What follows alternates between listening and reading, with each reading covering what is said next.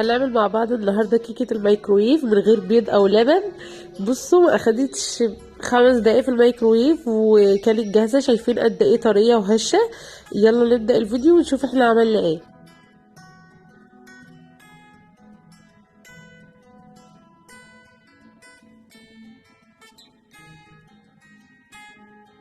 معايا طبعا اول حاجه المج فخار عشان يستحمل الميكرويف.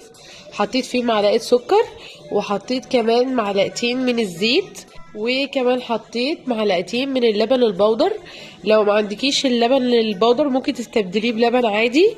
انا حطيت لبن بودر لان ما عنديش من اللبن العادي. وحطيت عليهم 5 ل6 معالق من الميه الدافيانه وابتديت ان انا اقلبهم. بعد ما قلبتهم حطيت بالظبط 3 معالق من الدقيق، 3 مليانين هرميين كده. دي المعلقة التانية ودي المعلقة التالتة.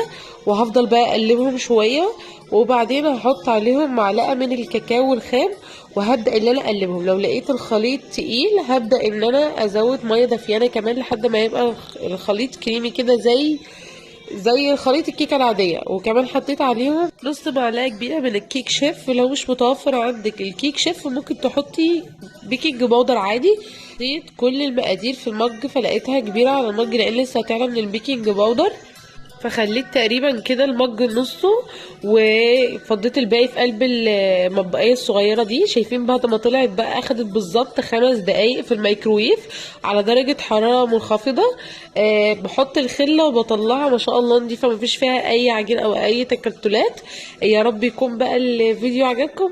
بصوا حلوة كده سريعة. لو لسه مكملة معايا الفيديو للاخر ما تنسيش اللايك والاشتراك في القناة لو لسه ما اشتركتيش. في رعاية الله.